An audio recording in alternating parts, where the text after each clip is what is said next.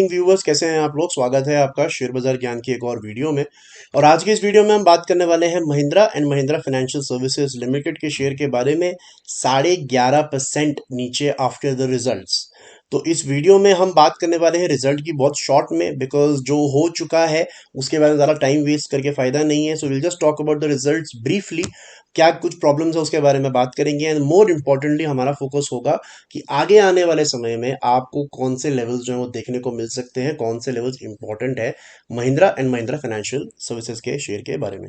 तो अगर आप लोग चैनल पे नए हो तो आप चैनल को प्लीज सब्सक्राइब कीजिए, ताकि रोज आने वाली जो वीडियोस हैं वो आपको लगातार मिलती रहे।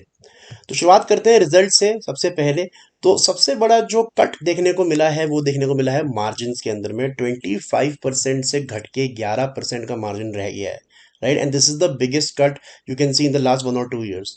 25% मार्जिन लास्ट ईयर दिया था सितंबर के अंदर में, और इस बारी सिर्फ 11% का मार्जिन है। नेट प्रॉफिट अगर आप देखोगे तो 492 करोड़ का दिया था, और इस बार जो प्रॉफिट आया है वो सिर्फ 287 करोड़ का इस क्वार्टर के अंदर में इन्होंने पेश किया है।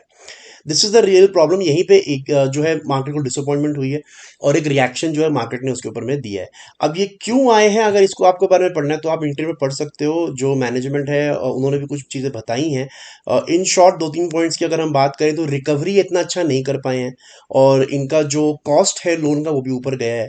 पर इनका ये मानना है कि आने वाले second half of the year के अंदर में रिकवरी अच्छी हो जाएगी, और क्योंकि अभी इंटरेस्ट रेट्स ऊपर हैं तो इनका मार्जिन भी इंप्रूव हो जाएगा। That is what they have said. ये पूरी पिक्चर ऐसी है, ठीक है। तो इसके बारे में हम इतनी ही बात करेंगे। This is the main problem that has happen in the results.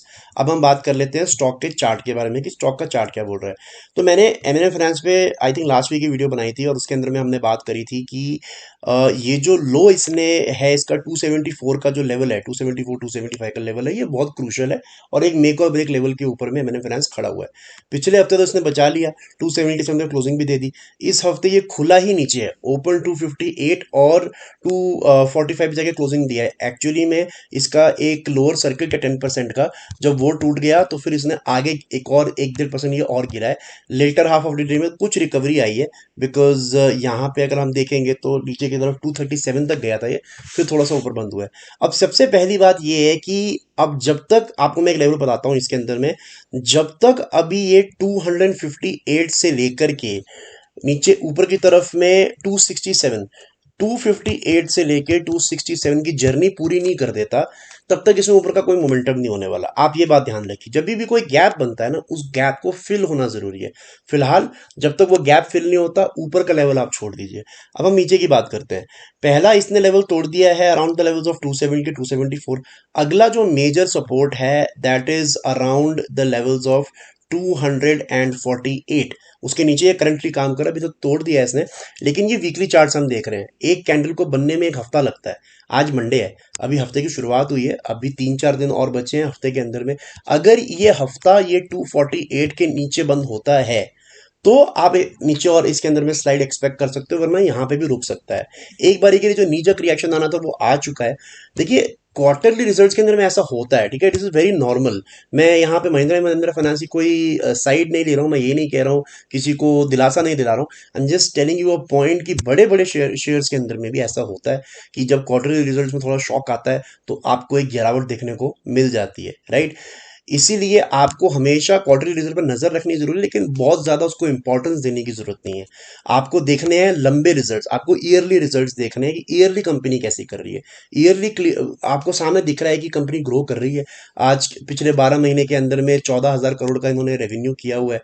जो मार्जिन है वो 19% पे मेंटेन किए हुए हैं। उसके अलावा जो प्रॉफिट है वो भी 1900-2000 करोड़ के करीब दे रहे हैं, जैसा लास्ट ईयर दिया था। अगर आप 5 साल पहले भी जाओगे तो जो कंपनी है 2018 में आप देखोगे तो 1200 करोड़ का प्रॉफिट करती थी, आधा रेवेन्यू करती थी। तो company is growing, there is no doubt about it. It's a bad quarter, there is no doubt about it as well. लेकिन ये बैड क्वार्टर ना ज्यादा एंटिसिपेशन नहीं हैंडल कर पाया है। Basically it is worse than expected result, इसलिए गिरावट आई है। वरना 11% का मार्जिन इतना भी कोई बुरा नहीं है, बट हाँ, जो लेवल सेट करता है महिंद्रा महिंद्रा फाइनेंस, उसके हिसाब से ये जरूर कम है। अब बात कर लेते हैं स्टॉक के वैल्यूएशंस के बारे में। तो अभी जो स्टॉक का वैल्यूएशन है वो लगभग 15 के पी मल्टीपल पे जो है स्टॉक चल रहा है। तो अगर आप इसका पिछला 10 साल का पी निकाल के देखोगे तो इसका जो एवरेज पी है वो 20 के करीब होता है। तो वहां से सस्ता है, लगभग 20% सस्ता है। तो एक अच्छी चीज इसके अंदर में ये है कि स्टॉक बहुत ज्यादा चला नहीं है, राइट। वैसे भी एक डाउनवर्ड ट्रेजेक्टरी के अंदर ही था स्टॉक, एंड उसी वजह से ज्यादा गिरावट इसके अंदर में नहीं आई। 10-11% की गिरावट कम नहीं होती, लेकिन इससे भी ज्यादा हो सकती थी अगर ये 300-350 रुपए पे होता, क्योंकि ये पहले ही एक डाउनवर्ड ट्रेजेक्टरी में था, तो इसलिए थोड़ा सा 10-11% पे रुक गया है। So now all important level is 248। अगर 248 के नीचे ये चले जाता है ना, फिर यू कैन एक्सपेक्ट 215 तक फिर ये फिसल सकता है। मतलब यहां से और 10-12% के करीब ये फिसल सकता है। लेने का मौका अभी तो मैं नहीं कहूंगा, अभी एक बारी के लिए ये न्यूज़ पूरी खत्म हो जाने दीजिए। या तो ये अपना गैप फिल कर ले, या तो ये नीचे की तरफ में 215 पे आ जाए, तब इसके अंदर में लॉन्ग टर्म पे बाइंग कर सकते हैं। लेकिन ये इन शेयर्स के अंदर में एनबीएफसीज में ये होता है, you should always be prepared. और मैंने कई वीडियोस के अंदर में अपना एक बात बताई है कि आप जितना मर्जी गिरा हुआ शेयर ले लो, गिरा हुआ एज इन लेवल गिरा हुआ। मान लीजिए कोई शेयर 500 रुपए का था, आज आपको 200 रुपए पे मिल जाता है, ठीक है। स्टॉक मार्केट का एक ये रूल है, आप इसको मान के चलो। अच्छी कंपनीज की बात कर रहा हूं मैं, बुरी कंपनीज की बात नहीं कर रहा। बुरी कंपनीज मतलब उन कंपनीज, वो कंपनीज जो रातों रात बहुत बुरे डेट के अंदर में है, या फिर कोई ऐसी खबर आ जाती है जो कंपनी को ही चेंज कर देती, उनकी बात नहीं कर रहा। एक रेगुलर कंपनी की बात कर रहा हूँ जिन्होंने सालों साल प्रदर्शन करके दिखाया है। अगर आप 200 रुपये भी एंटर करोगे ना stock, you have to be mentally prepared for a 30% breakdown. Stock market का यही रिस्क होता है, इसीलिए लोग एफडीज में जाते हैं जिनसे लॉस बर्दाश्त नहीं होता।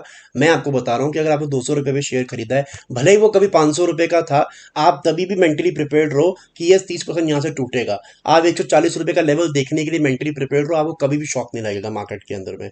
500 रुपये का शेयर लिया, उसको 350 आने का, आप मेंटली प्रिपेयर्ड रहो। अच्छे स्टॉक्स इससे ज्यादा नहीं टूटते, राइट। अच्छे स्टॉक्स इनसे ज्यादा नहीं टूटते, और अगर उनमें टाइमली करेक्शन हुआ है, so there is not a big problem in that.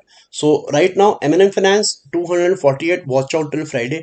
240 के नीचे बंद हुआ तो 215 का लेवल इसके अंदर में आ सकता है। तो दोस्तों ये था मेरा आज का video MNM finance. I hope आपको लॉजिक और लेवल्स जो हैं और रिजल्ट्स जो हैं वो समझ में आ गए। कोई सवाल है आपका तो आप कमेंट सेक्शन में डाल सकते हो। मैं मिलूंगा आपसे अपनी अगली वीडियो में, तब तक आप अपना ख्याल रखें। All the best guys.